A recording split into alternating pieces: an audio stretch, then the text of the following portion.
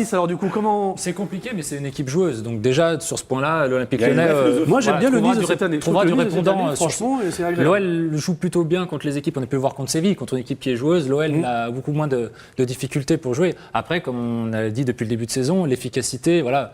Ça sera au cœur du problème lyonnais, sachant qu'Alexandre Lacazette n'est pas certain de démarrer. Je pense qu'il sera peut-être préservé ou il jouera les 30 dernières minutes. Voilà. Alors d'après les... Parce que bon, j'ai travaillé aujourd'hui. Non, il a passé des examens à midi, enfin entre midi et 2, et qui ont révélé que sa guérison était maintenant totale. Donc il reprendra l'entraînement collectif demain, mardi. Après, c'est les sensations. Et le calendrier avec le staff a été établi pour éviter une rechute de nouveau comme avec Bordeaux. Donc a priori, en tout cas, ce qui est aujourd'hui décidé, c'est qu'il joue 20-30 minutes à Nice et qu'il soit titulaire contre la Juve. Ouais, c'est logique. Enfin, pour retrouver du rythme. On parlait de rotation et de gestion de joueurs tout à l'heure. Là, pour le coup, c'est bien. Parce qu'il y a Nice, il y a la Juve, puis après il y a Guingamp à domicile. Oui. Ce sera forcément un match exactement.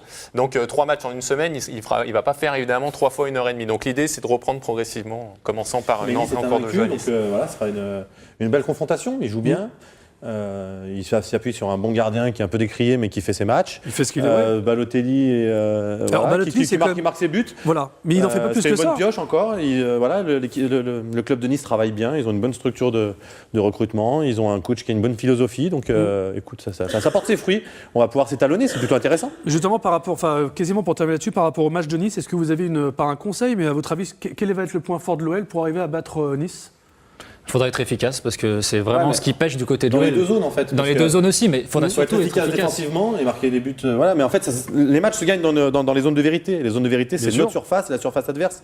C'est ce qui a pas été notre fort face à Lorient, face à Bordeaux, face à Dijon. Enfin, c'est récurrent à l'OL, mais c'est le constat du foot. Ah oui, non, mais c'est sûr. Pour le coup, Nice, ils ont un coach qui fait vraiment du très très bon travail pour l'instant parce qu'on pouvait tous être quand même assez inquiets pour eux vu le nombre de départs qu'ils ont subis.